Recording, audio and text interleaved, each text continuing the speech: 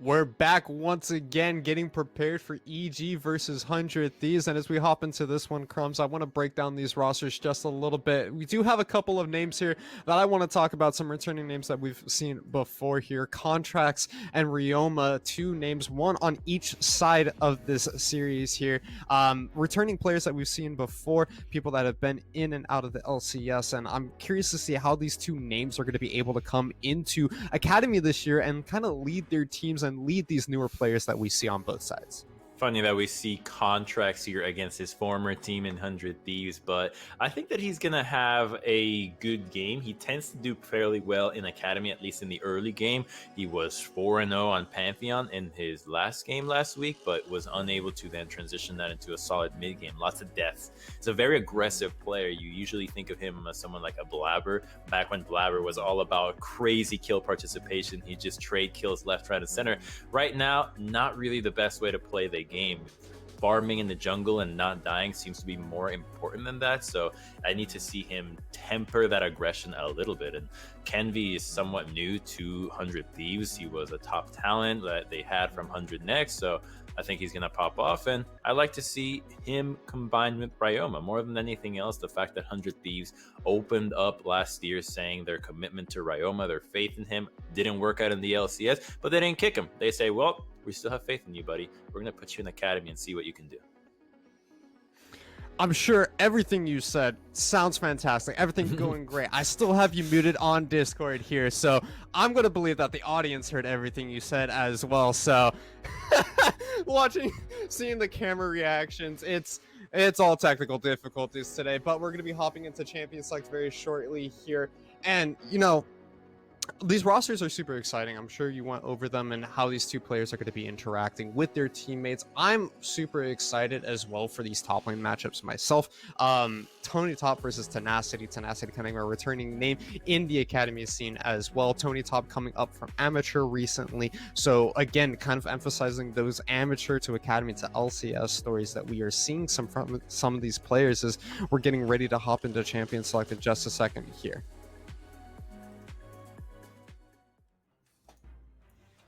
There we go. And Seer going to be the first ban. So taking away Ryoma's champion. Some of the things that he liked to play during his LCS days. And Zoe was another big one for him. You could say he was very good at it. You could say he was very bad at it. He had a great pop-off moments, but the farm wasn't quite there. And the champion got a bit of a nerf. I think people say that the Zoe changes to the itemization was a nerf. You lost Redemption, which was obviously broken. But now you've got items that don't make that much sense. Things like a Randuin's Omen. You think of when would Zoe get in range to pop a Randuin's Omen and really get a lot of value for that. So things have happened to the champion, yet it's still incredibly powerful, right? It's first picked in the LPL in a lot of matchups, blinded, it doesn't matter. You just get so much priority, and the ability to get picks off before a fight even happens makes her a very dangerous threat here. I'd love to see if Ryoma still has it in him to pick the champion, but if not, then it's okay. She got nerfed. It's not the end of the world.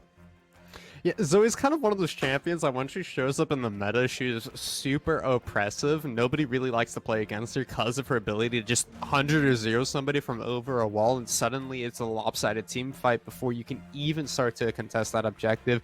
But on the other hand, we did have a Seraphine get locked in by EG here, which I also think is a oppressive, annoying champion to play against. The ability to lock down an entire team. You have a Sona ultimate on steroids every time you hit R with the Seraphine, plus the double Moonstone, and now a possibility for the side of Evil Geniuses here.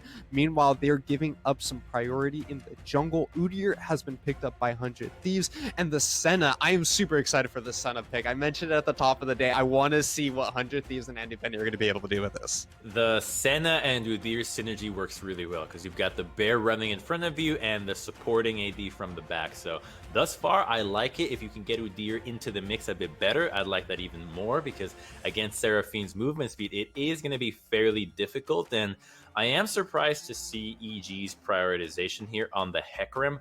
I thought that you could lock in something like a Misfortune right away, and you're going to have the Misfortune Seraphine to the bottom lane. Great synergy. It's good against the Senna, but they prioritize the Hecarim out of contract. So there would have only been 2 more bans on the side of 100 Thieves if they wanted to aim that into the jungle. But hey, he says he feels comfortable with the matchup into Udyr, gets movement speed from Seraphine. Let's see if he can deliver. Yeah, and I agree with you. I think that the Hecarim pick is a little weird here. You got the Renekton. I would have liked to see the Nidalee being picked up, or the Talia, one of those AP junglers that's super powerful in the meta right now, that can follow up on the CC that this Renekton brings for Tony Top in the top lane. You'd be able to abuse tenacity, and now he gets that Gragas pick as well into the Renekton, so he can just build that tank Gragas on the top side of the map, is going to be eventually able to out-trade the Wizard Lizard towards that top side, isn't going to be able to die once he's completed a couple of items underneath his belt, and does provide a huge amount of CC alongside this Udyr. So now 100 Thieves, learning from the mistakes of CLG in the last game, they drafted a non-linear form of engage for themselves with Tenacity's Gragas. Yeah, Gragas is great against champions that want to dive against you, whether you're using your body slam to disengage from the Hecarim or the Renekton, or you're just using your ultimate to commit and isolate them once they have gone in. So Renekton uses double dashes. Well, boop the rest of the team away. Now Renekton is by himself inside the team. Same thing with a Hecarim. So it's a high-skilled champion, but very rewarding if played successfully. And it seems like a lot of bans are aimed at the mid lane and bottom on the side of 100 Thieves. It's the last 2 lanes that they have to figure out, and they're trying to also diminish the synergies that work with the Hecarim and the Renekton. So I like these 2 bans, but we still don't really know the direction that EG's composition is going to take. Evil Genius is not locking in a final ban there, so we'll wait to see to what production gives us for that last ban away by the Evil Geniuses.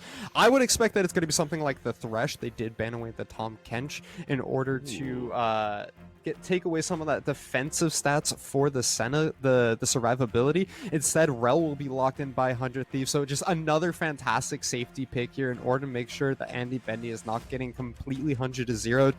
Rel, one of the newer champions of the game, has been popping up for these defensive teams, and already 100 Thieves is looking like they're going to be impossible to kill. My only question, though, is where are 100 Thieves going to be able to kill EG, because they don't really seem to be having quite as much damage as I think they need to have at this point. I think you're right. The damage isn't quite that high just yet. Gragas can go AP, though. If he goes AP, he will have a lot of damage, a lot more burst, but you always have that last pick coming out from Ryoma. So I think he's always going to pick up some high damage champion, whether it's Zoe or anything else. He's not the kind of player that runs a set mid or runs a Galio mid, so I think he's going to go with a ton of damage, and he gets to have his choice into Jojo Pion's Zoe. There are a lot of good picks here. I think there's whatever skill matchup you feel like taking, and it's going to be Lucian. You have enough damage. You suddenly have enough damage, and if this Gragas does decide to go AP in the top lane, I think that would be worse for his 1v1 versus Tony Top into this Renekton, but it would be better for the team composition as a whole. Diversifying your damage portfolio is always a great thing to do, so that this Renekton and Hecarim aren't able to just stack armor versus Lucian Senna as your only forms of damage this game. Again, the issue is, if you don't go AP in the top lane, where does 100 Thieves get that magic damage coming in from? Because Tony Top and Hecarim, and Tony Top and Contracts will be able to do a good amount of sustain. And what's scary is that we haven't touched on this Bard pick yet coming in from Mystiques here. And we've been kind of looking at Mystiques over the past couple of weeks for the support on EG. And when he has a good game, Evil Geniuses, they have a good game. But when he's not, it's not so pretty, and Bard is one of those really coin flippy champions that Mystiques is going to be trying to pilot today. Yeah, the Bard Seraphine combo will be deadly in the bottom lane, but we got to see what they build as we're going to load into the game, and it looks like just a standard 5-point for the side of EG, but 100 Thieves has every member in the bot side with Udyr pathing down here.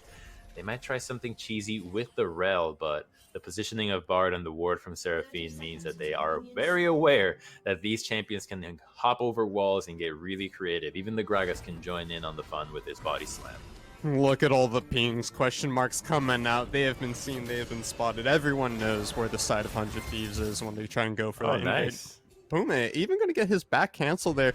And if somebody was nearby, sure, you would have already gotten some, would have been able to get some stacks on that support item. Actually, deciding to start with the ring instead here. So sure, you're not even going to be going the support, just full on farm Seraphine. So it will be most likely that double Moonstone, double support in the bottom lane for the side of EG here. And I'm excited to see, this is my first time casting this kind of a bot lane, the double support for the side of Evil Geniuses. Don't get your hopes up, man. They don't do anything but farm. Oh, There's no. this double heal bot lane versus a heal bot lane on Andy Bendy, right? You've got 3 heals in the bot lane out of 4 champions and a very tanky support that's probably not going to engage since he's against double range, and Rel's engage is usually best against melee champions. So yeah, I think we're going to have a passive bottom lane. EG will probably play to the top side here since you really need the Renekton and Hecarim to get ahead. So that the synergies can work. And see that engage from Rel against range? It just doesn't work. They're already far away from you.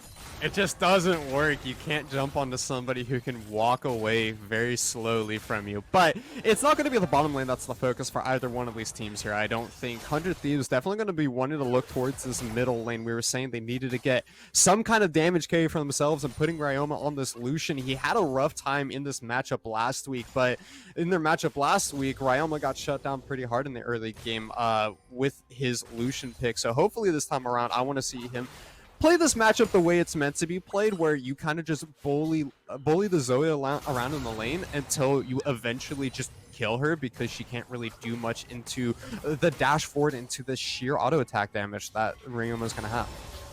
And I'm not really even expecting him to dominate the lane and kill Jojopion. All I want from Ryoma, if I'm on 100 Thieves' side, is I want you to shove the lane. I want you to constantly have her under the turret so that Kenvi can be very aggressive, so that he can know where the Hecarim is at, so that he can have Scuttlecrab priority and then get the jungler ahead that way. Because Zoe shouldn't die here unless she really misplays. So I just want to see that the mid lane pressure gets translated to the jungler, and you can trust on somebody like Kenvi. He's done quite well in the past few games and has shown to be very proficient when he is ahead.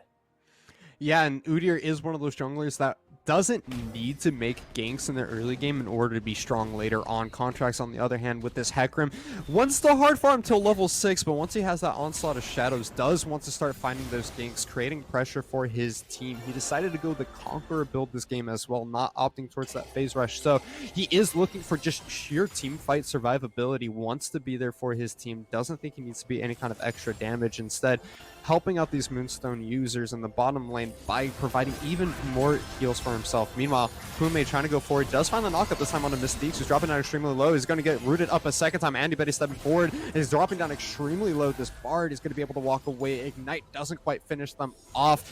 And cool head by Mystiques. Didn't blow a single summoner spell there. Yeah, they still have it. They still have teleport on shore use here, so he can just TP back to the lane, and they really won't miss anything. If anything, he might get solo experience if he uses TP here, because the Bard is going to be delayed. Anyways, there's one little thing I wanted to point out, which is Kenvi's itemization on his first recall. He's gone with the double ruby crystal, just giving himself health. And frankly, from the past few games I've been experimenting with Udyr and seeing him be played, it seems like the stronger itemization isn't to go with ruby crystals, but rather with something like boots. The rubies aren't doing anything for your damage, for your clear, or your tankiness. You don't need any of that for your clear. So going with something like boots, cooldown reduction, or just extra movement speed actually does increase your movement speed and clear speed significantly, because you can move across the map much faster. So just little tips on Udyr. I think mobility has become a more important thing for a lot of champions with the pace of the game, and we'll see if this two-man duo can take advantage of their crowd control to see if they can catch someone that doesn't have boots. It's funny how a champion whose linear engage of run up and slap you benefits from boots in such a major way there. So you would think that having that additional movement speed is going to help him for sure here. But going with the double ruby crystals by Kenvi here, he will be just continuing to farm up his jungle. Pume also looking for some aggressive wards up the river a bit. Gets a pink ward into that pixel bush. And 5.5 minutes into this game, we do have the first Drake on the map. It is going to be a wind dragon. So I'm excited to see that it's at least not a wind soul this game, though it would have been spicy with contracts on the Hecarim or the Udyr, honestly. honestly both really enjoying that True. soul. It's I think people underestimate that movement speed so hard, especially when you do have the Hecarim or the Udyr with this meta that's emphasizes these movement speed heavy champions. But already Kenvi has decided to go towards this Drake, trying to find that early 6-minute dragon for his team here. Bard will be rotating up, though. Actually, they might get it for free here. I don't think anyone knows. They're able to take this dragon entirely because of the mid and bot lane pressure, because if they were even, this would have never happened. Tenacity had no teleport, and Tony Top had his, so it would have been an easy collapse into the bottom lane. But the initial aggression that we saw from Andy, Bendy, and Poom onto the bot lane that got the teleport, got them shoved in, did make it a lot easier for them to actually take that dragon. And they're going to kill Bard here. A flash auto, not going to go for it. Just takes some more harass and sustaining themselves back up. Bottom lane from 100 Thieves constantly finding advantages for themselves here. Tenacity stuck underneath turret. Contracts has shown himself. Udyr is going to be on his way here. Kenvi might just be able to catch up. Onslaught of Shadows used. That's going to be a flash forward. That's going to be the ultimate used by the Renekton here. Tony Top finds first blood. Kenvi almost able to make it there for the counter engage, but not quite. Instead, is going to be first blood given over to the evil geniuses. Playing with fire and you get burnt. Renekton is a lane that junglers love to gank. It's so easy. And so here he's thinking, oh, I can totally fight him because he's level 5. But then Contract gets a Q off and you're like, uh-oh, he's level 6. I'm going to get killed. And he's thinking, maybe I could stay under the tower and survive. Hell no. Renekton's level 7. He'll bop you too. And he does have flash. His best bet after harassing the Hecarim would have been to flash forward, and maybe the Renekton displaces you into the turret, the Hecarim displaces you, but if you get outplayed and the Hecarim casts his ultimate a little bit further than you, you actually flash and still get feared backwards, making it an even bigger loss. So accepts the death and just now has to deal with being behind in lane. Yeah, down 20 CS as well in the top lane, with his top lane opponent having an extra kill. And we said this Gragas top lane wants to wait till a couple of items before you can start really being able to deal with Renekton, but you'll love to see that Evil Geniuses opting into that win condition on the top side of the map for themselves, getting this Renekton rolling early. He's already completed 2 components of that Gore Drinker, will be working towards that super sustain item, and it is just going to be nothing but bloody sustaining team fights coming out by Evil Geniuses here. Sadly, the healing power of a lot of champions and items right now has yet to be nerfed, so they are indexing on that, and it's up to 100 Thieves to have the itemization for it. I mean, it is easy, I think, for the marksmen to go for this, but they do have sustain on their own as well. I think the Senna can output a lot more healing than is usually discernible. You really can't tell how much healing she does in a team fight because it's hard to track her Qs throughout a fight since they're so minor and as an ability to be used compared to the crowd control. But here's Mystique's roaming, doesn't get the stun. Kenvi has flash but won't go for it despite the rest of his team being nearby. Yeah, it is good to be the Rift Herald started up by 100 Thieves once again. Great stun onto Rel and Lucian there by Mystiques, but it is not going to be able to give them any kind of access to this big purple Shelly. Instead, it is going to be everyone from both sides of these teams here showing up. That's going to be the bubble signing onto the center, dropping down extremely low. Onslaught shot shows into the back line. That's going to be center, drop down extremely low. Contract finds the kill there. Tony Top trying to dive into 100 Thieves there, but it's not going to be a whole lot. Barely makes it out with his life intact, and now it is the Rift Herald already been picked up. Here is going to be a back away, only 1 kill picked up. Evil Geniuses find that one, but I think the Rift Herald going over to 100 Thieves. I think that's a big win out of EG because look at what happened with the wave. Seraphine crashed the bot lane and 100 Thieves didn't catch it. She now crashed the mid wave and 100 Thieves didn't catch it. She's getting a lot of gold, a lot of experience, and EG won a 4v5. That is huge. Yeah, this heralds something, but can you even use it now that you're at a disadvantage? Tony doesn't have flash, but the TP will be there to save his life. Real bro move there out of Zoe, keeping his top laner alive, and here comes Hecarim for the turn. Bro move, or trying to find something of their own there. EG trying to turn that one around. Contracts isn't going to commit to the full dive there, but Jojo Pion using the teleport for sure to keep Tony Top alive there. Fantastically played by the Evil Geniuses. And you bring up a great point. What are you going to do with this Rift Herald? It's kind of one of those objectives that even once you do have it in your pocket, it doesn't mean that it's necessarily worth the effort that it took to pick it up here, because you still have to be able to place it down someplace. And let's take a look at this team fight once again. It's an initial incredible poke from the Zoe, because once the Senna is rooted, that's the cue for EG to go for the 1v3. Or sorry, 4v5. Renekton is fine holding 3 people up there because they don't have enough damage to burst through him just yet, since he has that level 6 power. And so the Zoe's stun sets everything up and gives EG a big advantage. And now they can turn this into bot lane pressure, go for a dragon, and 100 Thieves, well, we still have a composition that can be really deadly with the double marksman. It's always a big threat, but you're gonna have to start taking some of these fights, because just stalling things out with the double AD normally is a good thing because you have that ability to just do a ton of damage, but there is a lot of dive on this side of EG that can easily dispatch with an AD that is immobile, like a Senna. Infernal Drake has been picked up by the side of Evil Geniuses after they found themselves a couple of kills. We've been talking there. About 1,500 gold lead for themselves. They've slowly developed a lead. Rift Herald yet to be used by Ken V here, and we're going to be going into an Ocean Soul map. So, sustain is the name of the game for today, especially if it is Evil Geniuses that continue to roll this lead in their favor here. Double Moonstone with Double Conqueror, Gore Drinkers, and an Ocean Soul. It's just going to be a little too much for me, Chief. Like, I don't think, even with double 80 carries, I'm not sure if you're going to be able to kill somebody through all that level of healing. Yeah, that really is a lot, but if you don't have enough damage, though, it doesn't matter that much just yet. So luckily for them, Hecarim and Renekton are very fed right now, but those champions do fall off when it comes to their itemization and being able to one-shot these carries. So we need to see if they start building for that, or just keep building tankiness and try to maximize their sustain. Because there's a few ways to go about these builds. Poor Tenacity, man. Respecting that he can get dope, even at this health. He has the Seeker's Armguard to help him out, but without being full tank, Tony and Contracts can still think about ganking this top lane and getting gold from it. Normally, if you're against Renekton, what you just do is you lose those first few kills, but then you build defensive, and then they stop ganking you because you're just too hard to kill.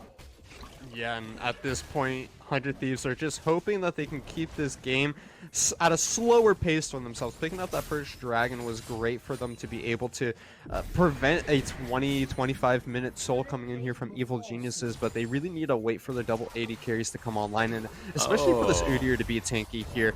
Oh, what a beautiful Bard ult coming in from Mystique's there, dropping the time zone in order to make sure that that Rift Herald doesn't get anything. It was a panic drop from Kenvi, and even with that, no plates are picked up. Yeah, the value of Bard against Herald makes that play that 100 Thieves lost in the Herald side even worse now. So they really were not able to get any gold from that except the execution of the objective itself.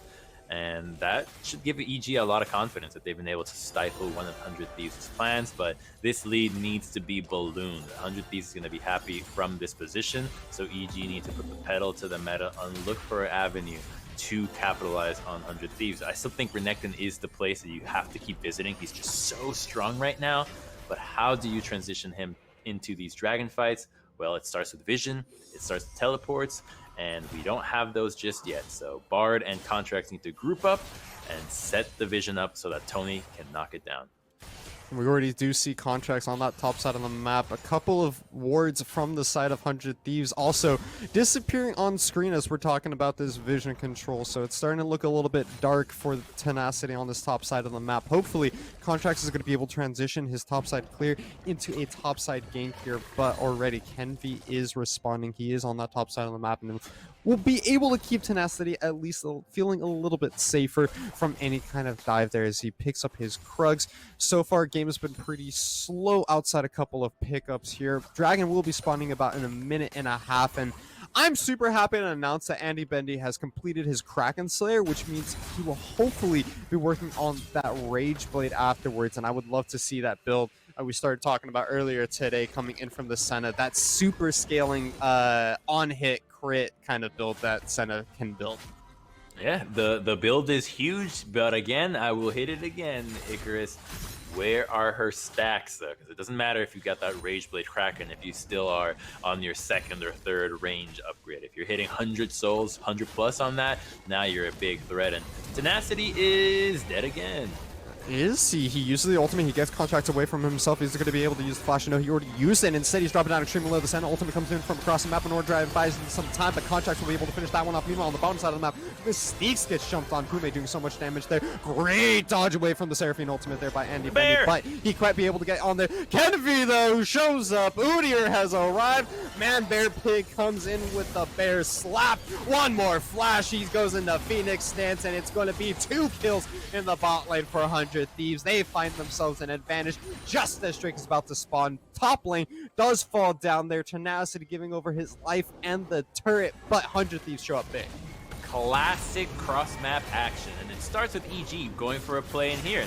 All right, this is free. No one's coming. Even Zoe's committing for this side. So now the bot lane is entirely exposed, and 100 Thieves is thinking, well, go really ham on bot lane. No one's coming. There's no help. Use all the spells. Dive them. It's not a big deal. You even have Lucian on the way, so they feel like they can get away with murder down here, and they totally do.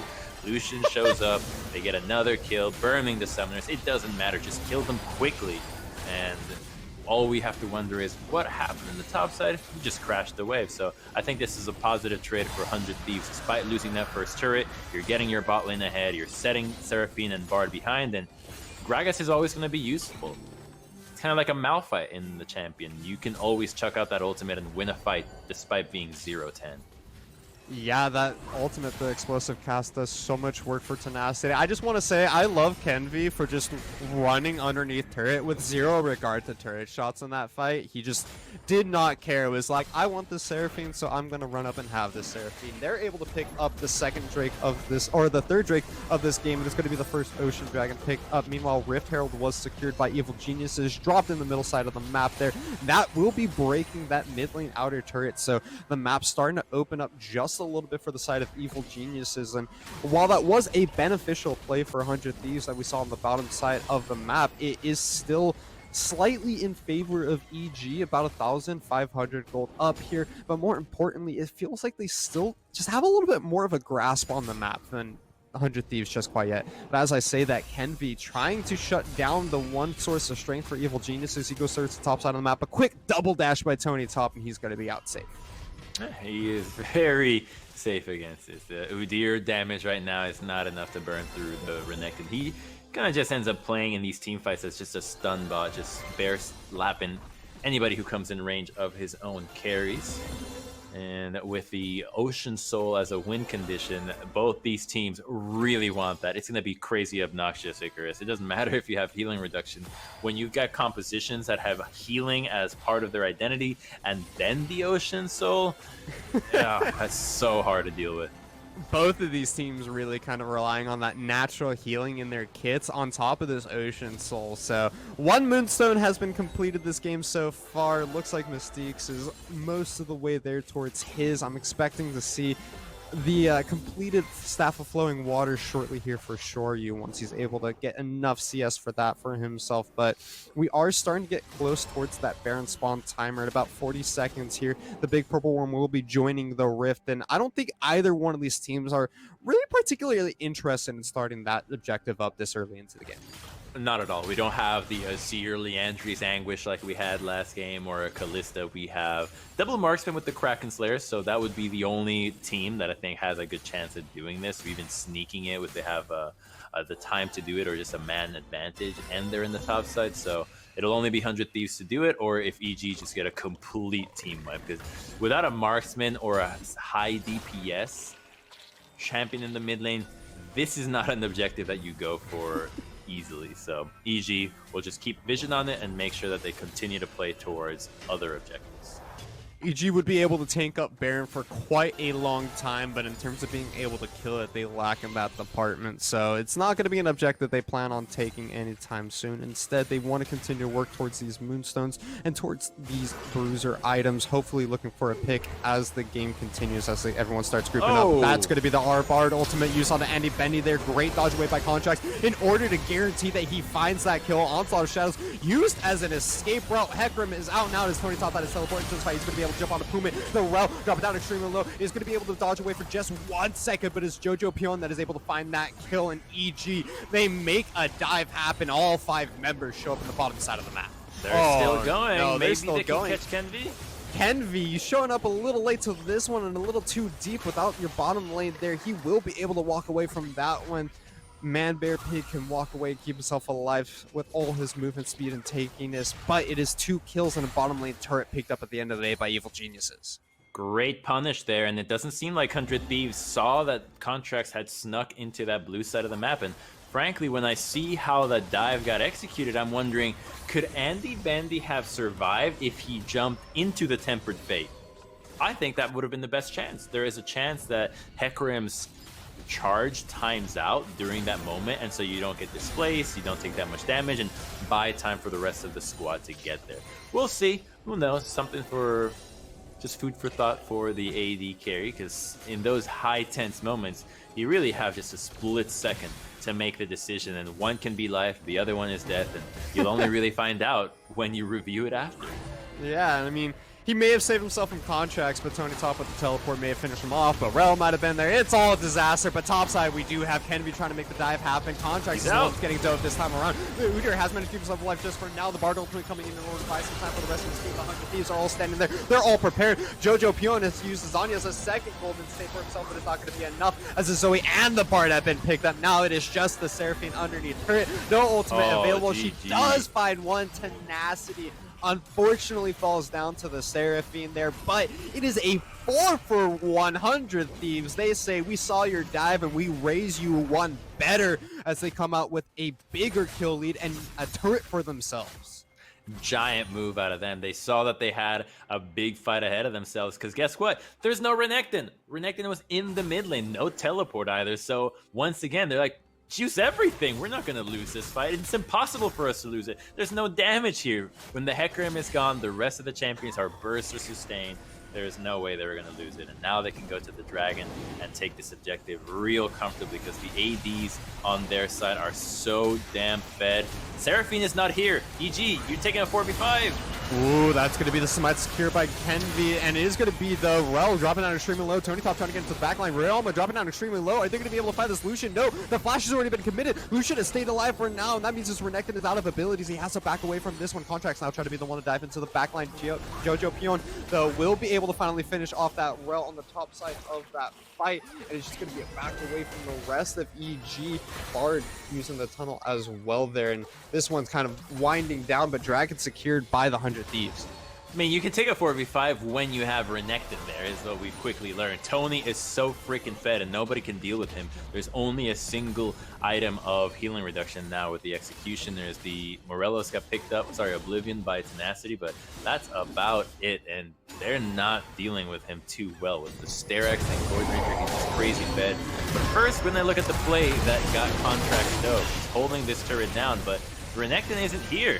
Seraphine is TPing, but without the Hecarim as the main damage source, all this healing just keeps low damage members alive. So 100 Thieves can just fight down here, and while it looks like they might be taking a lot of turret aggro, they're just outside of it. They just happen to be very close to the range of it, so they don't really go down. It's only the Gragas there who ends up dying for no reason, but the rest of the dive was very clean. Yeah, super clean dive by 100 Thieves coming out there, and with that Drake picked up by 100 Thieves, they're going to be sitting at soul point. So that scary ocean soul that we were talking about that helps either one of these teams play that sustain game that they have both opted towards with the Senna, with the Moonstone bot lane, means that 100 Thieves are on track to pick that one up in about another 3 minutes here. So EG are working on a bit of a timer, and they're working on a timer not just versus the Ocean Soul, but versus those level 80 carries that we keep mentioning as well. And they are going to have to find some kind of ward coverage, some kind of team fight that is going to give them an advantage towards that bottom side of the map when that next Drake does spawn. Well, it's still some time for that next Drake here, and 100 Thieves is quite powerful at this stage despite being down some gold, and that's because of the itemization on their marksman, right? They got quite a bit of damage that the Kraken Slayers can chop through these divers. They just need to be peeled for. I think that's the most important thing out of the side of 100 Thieves is not necessarily looking for dives, but rather defending their damage dealers. And here they're looking for Tony. Ryoma is very fed, but Bard is on the way. Can he save him? Tony Top getting jumped on. That is so much damage coming out by this Lucian, though, and a lot of sustain coming out by Tony Top. Is he going to be able to barely not a back and forth? It was super close. Bard has showed up. Mystiques, are you going to be giving over your life in an attempt to save your top laner here? Not quite yet. Tenacity goes forward. He's not going to be able to finish that one off. Ryoma wants to get one more dash here, but won't find it, so it will be Mystiques that's able to back away from that one. Almost gives over his second kill there as Tony Top goes down. Very close on Tony to actually take down Ryoma. Maybe if the itemization was a little more damage focused, he could have actually killed him. Who knows, though? He's not meant to be doing these 1v2s. He's thinking more about grouping up and taking advantage of the Imperial Mandate and Moonstone. So Bard did not go double Moonstone, as we had initially theorized. He is going with the Imperial Mandate to make sure that anybody locked down is just getting shredded. Contract's not going to go for the engage, doesn't know where the rest of the squad is at, and I think we're just going to pause the team fighting until the dragon spawns. Wait a minute, Contracts, you're alone. Contract. No, not like this. Kenvi, he's going to be able to catch up to him. That is going to be not quite the ghost committed just yet, but it is going to be running away super fast. It's one fast pony versus one fast bear, and the pony's going to win out on that one. He's able to keep himself alive just before he gets picked off there. Mystiques once again going down extremely low, though. That's a pick off that we weren't expecting. Ryoma finds himself a kill there. Mystiques going down now. His Contracts is trying to make up for the mistakes of his Bard. It's going to be the center. Finds 3 with the ultimate. The Dawning Shadow doing so much work here. Kennedy dropping down extremely low. Onslaught of Shadows coming in by Contracts in order to try and get on Kennedy, but he's now the one that's being able to survive in this team fight. Tenacity pops his onions, but it's going to be too little as he goes down. Contracts will finish that one off, and now Jojo Pion trying to find the bubble, but is not going to be able to secure anyone with that one. It is a 1-for-1 at the end of the day, but is now Evil Geniuses with the inside track towards this dragon. 100 Thieves got a quick pick onto Mystiques, but there's a lot of damage lost on Ryoma, so he was still not able to participate in these fights because he was still in the range of Contracts to be able to dive past the peel and eliminate him. So even though they get a quick pick onto the support, it doesn't really matter. The rest of the members are too powerful, and here's Contracts thinking of another dive.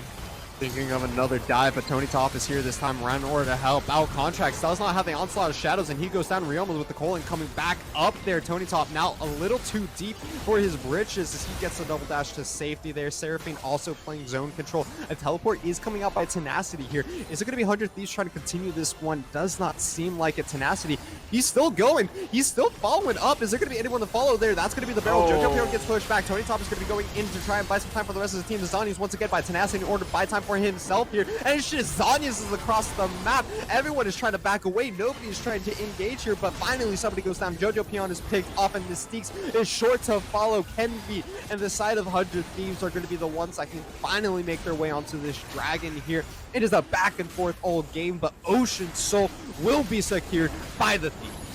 If it's a back and forth Icarus, then this has been an incredibly long rally. Since these teams have not paced, it's still been a fight that carried on from Ryoma's initial pickoff on Mystiques, a fight where Mystiques has died twice in. So they end up winning it somewhat, then losing it, and then losing the dragon for it. So Ocean Soul now on the side of 100 Thieves is a really big deal. There's still a lot of sitting gold in the Lucian that EG can take back, and that Goldie that we were talking about earlier has now gone back to even. You have to wonder, I mean, you do have a Lucian that's very fed and a Senna here. I'm liking what I'm seeing out of 100 Thieves. They're really just struggling to deal with the engage that EG has. There's so many angles that you have to think about. There's Tempered Fate, Seraphine's crazy range, Hecarim running at you, a flanking Renekton on top of Zoe bubbles coming through the walls. That's a lot of things to keep track of. It's a lot of things to keep track of, not just from engages, but disengages as well. You don't want to be running your entire team into these Zoe bubbles, into the Seraphine's crazy ultimate that CCs everyone. You know, Tony Top can double dash out, Onslaught of Shadows, everything can be used to not only engage, but disengage by the side of Evil Geniuses here. But now it is the siege that is available for the side of 100 Thieves with this Ocean Soul. They are going to be able to sustain any kind of poke that's thrown their direction, just back away from the wave for 30 seconds, let that Ocean Soul really start to kick in, on top of the 3 Ocean Dragons that they have picked up, on top of the Senna healing. And now we see Kenvi once again trying to look for an engage here for his team. He runs in, doesn't find anyone to hit though, and so he has to back away. But once again, Ocean Soul, it's not that big of a deal. He's just going to take his Raptors and heal up. Tony top though, bottom side. Yeah, it's really not a big deal, because the bigger deal is that Tenacity is Flame Horizon by Tony top. This Renekton is insanely strong. Tenacity has to group, and they need to get a fight here. It's their best bet, or else Tony's just going to win the game. They started up the Baron, but now it is Pumi that is trying to go in, start fight for his team. The Temper Fate comes out, but it's not going to be able to pick off anyone, and Mystiques is down. Onslaught of Shadows, Tony top. The double dive, though. They're going in, and they're able to find one side. It goes down to the zone. It's a quick pop by Ryoma, interrupted by some time. He's going to dash away once more, but Kenvi kills Contracts. Tony top still going. Ryoma still kiting. They're doing their best. The bubble lands, and Tony top is finally able to shut down the Lucian. EG are continuing this one. They are using the teleport to go towards the bottom side of the map. They have not only split this map and won the fight, but they are trying to get the objectives, the base, everything in tow. Kenvi and Pumi will be able to make their way out of this fight, but what a chaotic disaster of a fight. 100 Thieves, we thought they had it, but then the double engage, the top lane and jungle showing up huge for EG. Yes, the double dive combo. We finally get to see the Renekton and the Hecarim combine their dive. Really crazy. The Renekton is so strong. I mean, Hecarim is always fun to see being involved here, but it's the difference in the top lane that is making a giant impact this game. Like, you just cannot deny the value that the Renekton is providing. Tenacity can throw a good cask, but then what? He's dying instantly. The carries are not able to survive the dive, let alone dish out enough damage to kill this Renekton, who is now insanely fed. He's got the oh, they changed, that's a rated item. I forget the name of that one. It's the Hexed Chempunk or something, you know the one I'm talking about? The green Hexed one. Chempunk? Yeah, anyways, hopping into this team fight though, it looks so good from 100 Thieves at the start of this. They're able to pick off Mystiques, nobody gets hit by the Temper Fate, and then, you know, they have Tony top picked off as well, but Andy Bendy gets blown up by Contracts, and once Renekton has finally shown up here, you just have these double bruisers with the Moonstone, that sustain we were talking about, double Conqueror, Gore Drinker, all the 9 yards, bells and whistles, everything included for you. Kenvi drops down extremely low, but that Ocean Soul saving his life alongside that Blast Cone, and Pume is there to help guide him out there, but it's really just the power of that double engage coming from the top and jungle side of Evil Geniuses that win them that fight. And they've been using that power all game long. Remember how the game started? Diving top lane. They killed top. They have been relentless in getting advantages in this side, and now they're translating into huge team fight wins. So as long as you keep incorporating Tony top or using him in the side lanes as they have been, these fights should continue to go the way of EG. You saw how much they tried to peel for Ryoma and Andy Bendy. I mean, he's even got quick blades to diminish his dash cooldown and still is not able to escape the Renekton and the Hecarim diving past him. So it's a tall order for Ryoma here, because all the other damage dealers are just nowhere near his level right now. And I wonder how many stacks Senna is at, because we started talking about these 80 carry itemizations. Is actually EG starting up the Baron here, trying to cheese this one away. That is going to be the Farsight Trinket that finds that one out. Tenacity able to see that Evil Geniuses has started this one up. It's gotten down to about 9,000 health, but the disengage by Evil Geniuses there. Now they're just looking for the poke and the re-engage on the 100 Thieves. I don't know if they're going to be able to find anything as Mystiques, tunnels away to safety there. And now 100 Thieves try to force the engage. That's going to be the cooling. Andy Bendy's able to find his way on the Mystiques with his Contracts. It's in the back line. Tony top as well as found his way onto Andy Bendy and Ryoma. He's going to be stalling for so much time. Look at how much he tanks with that Sterax gauge. Tony top is doing so much work for his team. Pume is down. He's going to be extremely low, and it is a flash forward by the Renekton is able to find his way. He's going to be able to pick off this Lucian. Ryoma goes down once again here, and they just can't kill Tony top. Okay, I don't know if you just saw this, but I'm pretty sure I saw a plus 800 and then a plus 1,000 heal. Just casually, a plus 1,000 heal just showed up on the side of EG. Like, this healing is just getting cracked out right now. They don't have a way to deal with it, and frankly, I think that 100 Thieves is just only able to kill Bard. They're committing so hard on the one guy they actually have damage to take down, and once that happens, there's just no way to deal with the rest of the crew in this they are getting engaged on when they have focused their cooldowns and crowd control on the least important member. That's right, Bard, the one they've been killing, is the least important member. He can keep dying, and he'll be very happy to do so as long as his team gets a team fight win. You kill the support that is supporting another support here. Yeah. That's the only member that 100 Thieves can great find for wording. themselves is the evil geniuses do pick up that Elder Drake, immediately rotate over towards the top side of the map to pick up the second neutral objective in this Baron buff. Oh. Jojo Pion over the wall with a nasty paddle start. That's going to be the tempered fate, even disrespectfully thrown over that wall in order to stone out all of 100 Thieves. They find themselves the big two buffs, the ones that you never want to see, the game-ending combo here. And now Evil Geniuses trying to shove in this top side of the map. They might just be looking to end this game out. And they totally should. They are so dang fed right now. They can dive. It's very easy for them to do so, as we've already seen. So I think they can do it, but it's just a matter of where they feel like they should practice. Do they want to go for a tower dive, or do they want to go for playing it slow? Frankly, you have Elder. I would love to see the dives. I think that when you have this Elder, you are supposed to take fights that seem crazy because of the incredible execution power it gives you. Incredible execution power, and I mean, you can give them some credit for the Infernal Soul at this stage, or the Infernal Drake at this point in the game, but it's not really going to mean that much, as we do have what looks to be the final stand here from 100 Thieves. Top lane inhibitor has been picked up. Tony Top is in the middle lane trying to get a second inhibitor for his team, a second wave of minions available for Evil Geniuses here as the... Oh, where'd he go? What happened to Tenacity? Yeah. Jojo Pion. Elder Drake with late game Zoe, you just disappear. It's looking to be over. Ryoma also going to take a paddle star there. He's dropping down extremely low. The Temper Fate comes in. Senna is trying to do her best to keep her top laner alive, to keep her support alive, actually. Pume is the one that goes in, but it's not going to be enough. Contracts, he finds two. Zoe finds a third. And Mystique's finally gets himself a kill. Revenge for all those picks that they got him into in the mid-game. And Evil Geniuses will wrap out this one 37 minutes in, and they find themselves a second win as well. A very comfortable game out of them. I liked what I saw out of the draft. No marksman, but they still knew how to execute on it, right? You needed to get the Renekton ahead. He certainly got fed, and he's getting a lot of bans around the world. A lot of first picks, a lot of early rotations. A lot of people just want to play this champion. I think this shows us exactly why it's just almost impossible not to have priority. You can be a bad Renekton's like, whoops, I'm fed and got priority. It's just what the champion does, and now I can help the rest of my team out. Oopsies.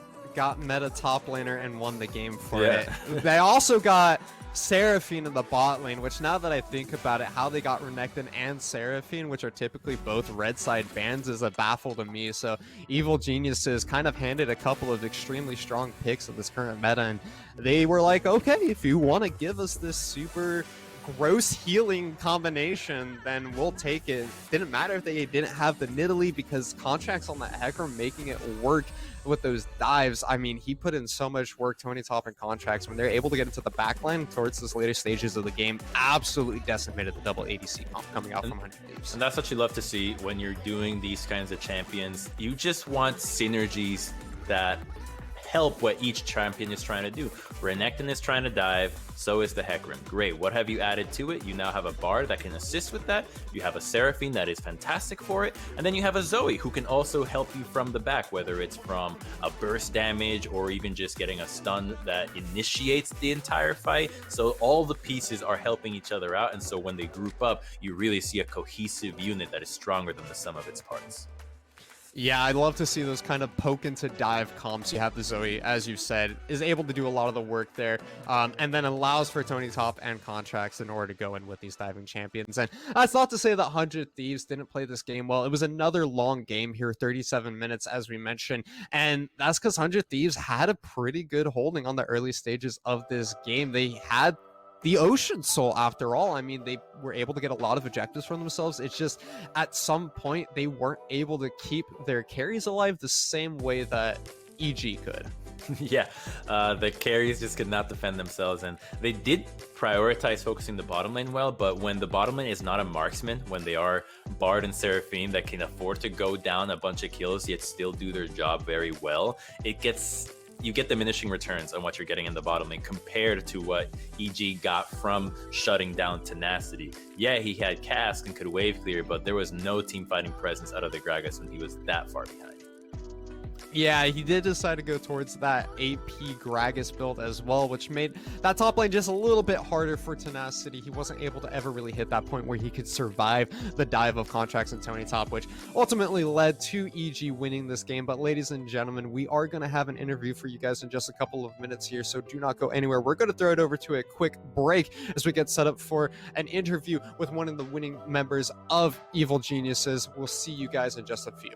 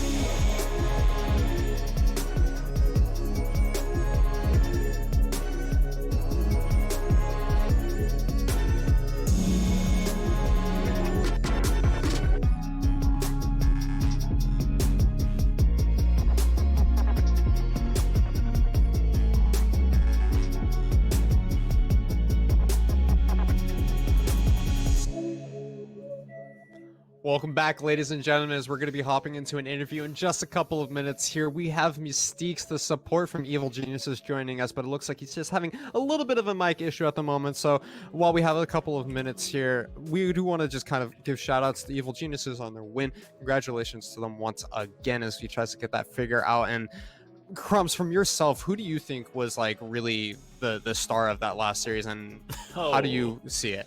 Easy peasy. Tony Top. The difference maker in this game was definitely the Renekton. Yeah, the composition did help him out a ton. Hecarim was getting off to a good start, but he had a giant CS lead, constant pressure, split pushing, great team fighting. Tony all the way.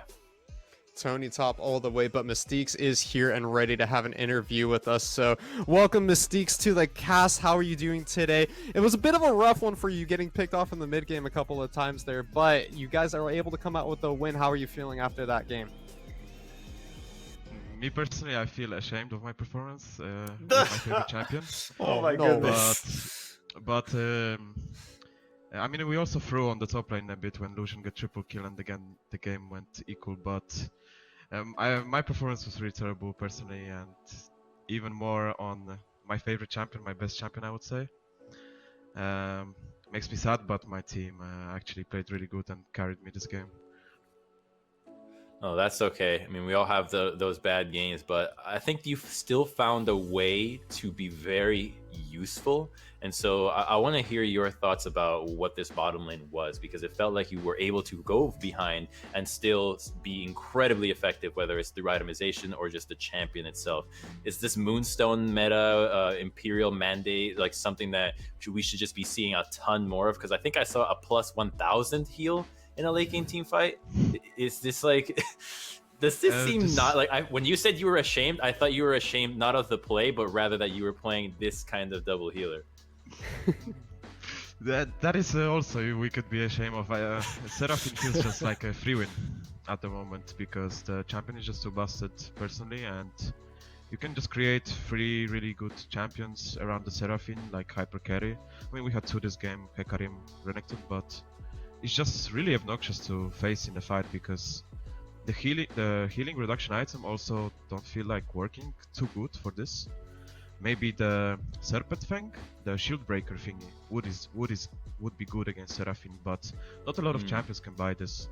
And for me, our bot lane is just like cut the wave always. Don't allow them to make a play on us. Meanwhile, our team is playing more topside and trying to get advantage there. So we just try to clear wave, be not vulnerable. We did that for 15 minutes and then I got engaged on by Rel 2 vs 2, the team collapsed. I should not be there, we should just left the tower because we're getting so much top, but my champions basically cheat wave bot lane and I do warding and I do roaming for my team and I just annoy them in their jungle, basically. We know the game plan.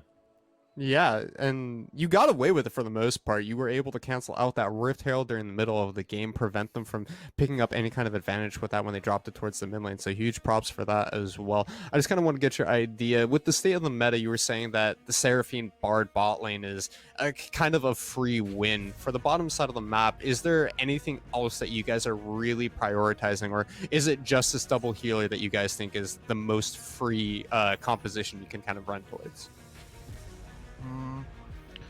I think on the level we are playing, this champion just feels too strong because I don't think not saying it in a bad way of course, right, but we're playing in academy and maybe the best team in the world would be able to like neutralize this tactic. I feel like I think Team Liquid was actually not banning it a lot and playing versus it, and they found wins against it.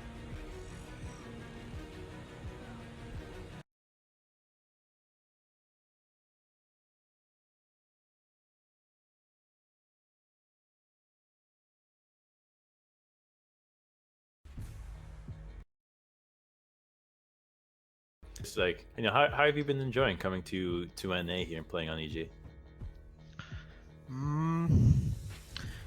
Personally, a lot of stuff is really different coming into scrim time, official game time. I have never played the official game at 1 PM in my life. Like in Europe, you play usually after 6 PM, and usually we have also a bit later sleeping schedule. So for me at the beginning it was more trying to find my the way I would like to have my lifestyle here around the new times. And at the beginning I honestly was a bit lost as a human. It was really weird because when I was leaving Poland it was still snowing and here it's just sun. Yeah. So it's nice, but it was really weird. Maybe this was the first week I actually felt like more stable when I woke up and I felt like I'm not like in middle of summer, right? Because just the time zones and the Poland has snow, America has sun, so it's just weird for my brain. Well, I'm glad to hear that you're slowly adjusting to your way of life here since you've come over the Great Pond to join us. It was fantastic speaking to you, Mystics. Congratulations on your win once again. Evil Geniuses are going to be moving up to 2 and 3 after this one. So thank you for joining us, Mystics, and I hope you have a wonderful rest of your day. Thank you. I hope you have a good day too. Bye. See you. Bye bye. All right. Ladies and gentlemen, we are now 2 games into this 5 games we have today. Coming up next, we are going to be facing off with C9 versus Golden Guardians. But before that, we do have another short break for you as we get set up for that one. So, ladies and gentlemen, do not go anywhere as we get set up for that game. We will be back in just a couple of minutes.